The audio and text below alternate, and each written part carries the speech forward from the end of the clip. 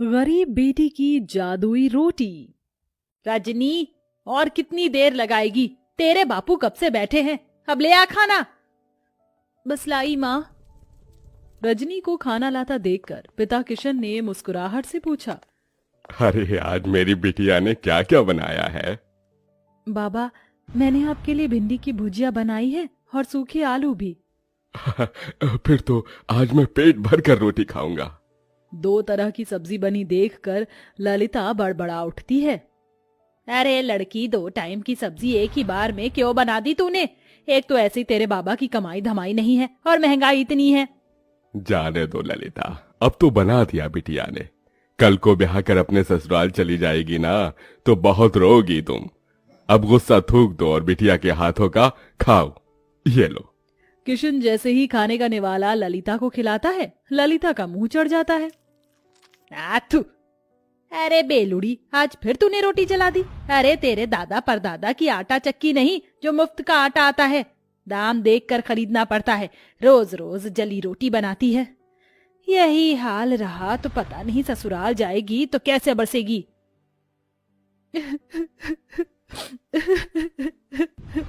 अरे बिटिया, तू रो क्यों रही है?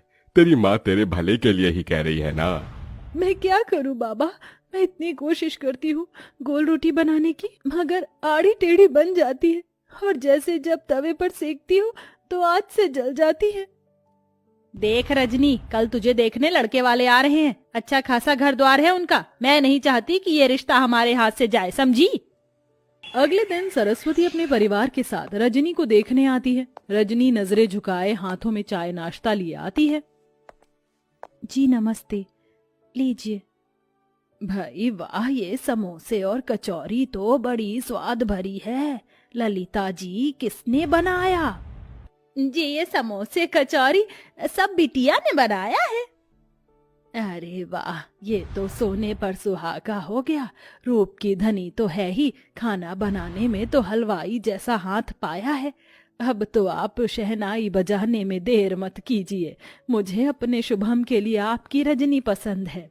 लड़के वालों के जाते ही किशन ने कहा, क्या जरूरत थी भाग्यवान उनको झूठ बोलने की, और इससे तो एक रोटी तक नहीं बनती। अगर सच बोल देती ना तो वो लोग रिश्ता तोड़कर चले जाते, और इस तरह से इसका रिश्ता कहीं नहीं लगेगा। सारी जिंदगी कुंवारी बैठी रहेगी। अगर तुम्हारे पास लाखों का दहेज देने को हो तो ढूंढ लो नौकर चाकर वाला घर। अरे शादी के बाद ससुराल जाएगी तो धीरे धीरे सीख जाएगी। थोड़े दिन में रजनी ब्याह कर ससुराल आती है, जहाँ जेठानी चंद्रलेखा हुक्म चलाते हुए बोली, देवरानी जी, तुम पहली रसोई में मटर पनीर की सब्जी, छोले और मीठे में खीर बनाना, और पूरी की जगह पर रोटी बनाना। वो क्या है ना, हम सब रोटी खाने के शौकीन हैं। ये सुनकर गरीब रजनी दुविधा में आ जाती है और जैसे तैसे पहली रसोई की रीत निभाकर सबको परोसती है। रोटी का जला हाल देखकर सरस्वती ने कहा, रजनी बहू, ये कैसी जली पकी रोटी बनाई है? भट्टी में सेक कर लाई है क्या? वही तो माँ जी, ऐसी कोयले से काली रोटी तो कुत्ता भी ना खाए। अरे मैं तो गरीब घर की ये देख कर उठा लाई थी कि गरीब की बेटी को सुखी घर परिवार मिल जाएगा। जा चंद्रलेखा बहू, तू रोटी बना ला, क्योंकि इस गरीब की बेटी की तो बस की नहीं है एक रोटी भी बनाना। और तू मेरी गरीब बहू, जा जाकर इस रोटी को बाहर फेंक दे। सास से जली कटी सुनकर रजनी रोटी लेकर बाहर चली आई। मैं इस रोटी को फेंकूंगी नहीं, क्योंकि अन्न की बर्बादी होगी। किसी जरूरतमंद को दे देती हूँ। तभी एक उम्रदार बुढ़िया उसके पास चलकर आई। बेटी, रोटी खिला दो, बहुत भूखी हूँ। ये लो अम्मा, क्षमा करना, रोटी जरा जली हुई है और मेरे पास कोई सब्जी भी नहीं। मेरी पोटली में गुड़ है, उससे खा लूंगी। बुढ़िया हबड़ हबड़ कर रोटी खाने लगती है। तभी रजनी का परेशान चेहरा देखकर वो पूछती है, बेटिया, तुम परेशान क्यों हो? अम्मा, मेरी लाख कोशिश करने के बाद भी मुझसे गोल और अच्छी रोटी नहीं बनती। मेरी जेठानी अच्छा खाना बनाती है, इसलिए रसोई पर एक अकेली उनका अधिकार जमा है। मेरी सास ने मुझे बहुत ताने दिए। तत्पश्चात बुढ़िया पोटली में से एक तवा उसे देकर बोली, ये लो बेटी, ये जादुई तवा है। इससे अब तुम्हारी सारी परेशानी टल जाएगी। इस तवे पर बनने वाली रोटी जादुई रोटी होगी। धन्यवाद अम्मा। रजनी बुढ़िया का दिया हुआ जादुई तवा घर लेकर आई और अपनी सास से निडर होकर कहा, माँ जी, रात की रसोई मैं पकाऊंगी। इस बार कोई भूल चूक नहीं होगी, वादा करती हूँ। लगता है सवेरे की बेइज्जती से मेरी गरीब देवरानी का मन नहीं भरा, जो फिर जली कच्ची रोटी बनाकर नाक कटवाना चाहती हैं। देवरानी जी को एक मौका दे दीजिए माँ जी। ठीक है, मगर इस बार की रोटी भी तूने जली बुरी बनाई तो मैं तुझे कतई माफ नहीं करूंगी मेरी गरीब बहू। रजनी रसोई में लग जाती है। सब्जी तो बन गई, अब फटाफट से रोटी बनाती हूँ। रजनी जैसे ही चूल्हे पर तवा चढ़ाती, वह खरे सोने के समान चमचमाने लगता है। वह टेढ़ी मेढ़ी रोटी बेलकर तवे पर जैसे ही डालती है, रोटी जादू से एकदम गोल आकार की बन जाती है। अरे वाह, पहली बार मेरी रोटी एकदम गोल और प्यारी बनी है। ऐ मेरी जादुई रोटी, मैं चाहती हूँ कि तुम एकदम फूली बन जाओ।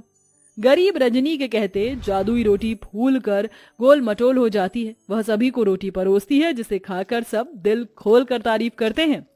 वाह रजनी बहू, तुम्हारी बनाई रोटी में अमृत जैसी मिठास भरी है। सचमुच रजनी, बिना सब्जी के भी रोटी बड़ी स्वाद लग रही है। सच में रजनी बहू, तेरे हाथ की रोटी खाकर तो जी ही नहीं भर रहा। जाने क्या जादूगरी भरी है तेरी इस रोटी में। धन्यवाद माँ जी।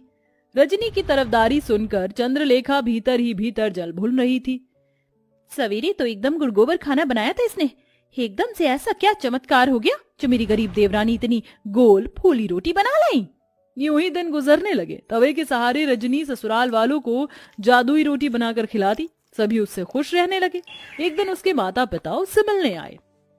जी नमस्ते। समधन जी, समधी जी, आप दोनों आइए ना। रजनी बहू, देख तो कौन आया है। अपने गरीब माता पिता को देखकर रजनी की आंखों में आंसू छलक आए। माँ, बाबा, कैसे हैं आप?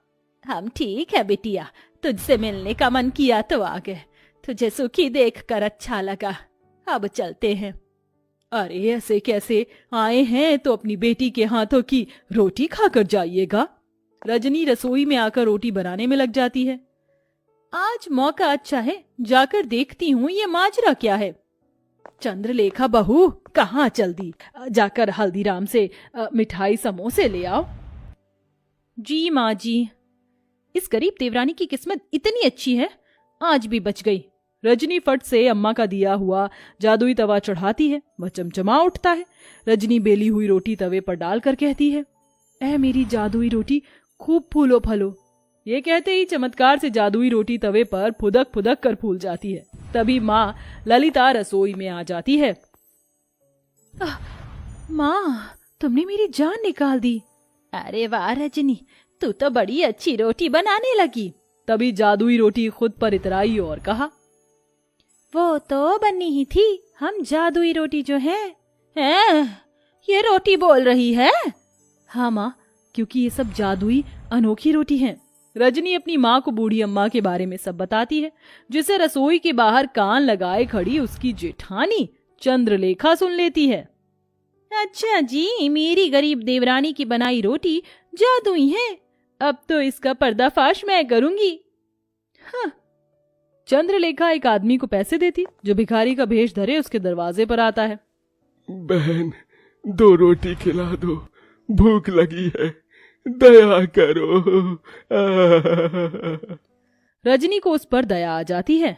ठीक है भैया, जरा देर ठहरो, मैं रोटी लाती हूँ। रजनी रसोई में आकर रोटी बनाती है। जल्दी जल्दी से रोटी बेलकर तवे पर डालती हूँ। वो बेचारा भिखारी कितना भूखा था। चलो मेरे प्यारे तवे, जल्दी से मुझे जादुई रोटी बनाकर दे दो। इतने में चंद्रलेखा सरस्वती को लेकर रसोई में आ जाती है, जहाँ बेलन खुद ही चल रहा था और जादुई रोटी अपने आप ही बन रही थी। देखा सासू माँ, मेरी ये गरीब देवरानी जादूगरी जानती है। पता नहीं क्या टोना टोटका कर रही है, जो रोटी खुद ही बन रही है। नहीं नहीं माँ जी, जेठानी जी मुझ पर झूठा दोष लगा रही है, ये सच नहीं है।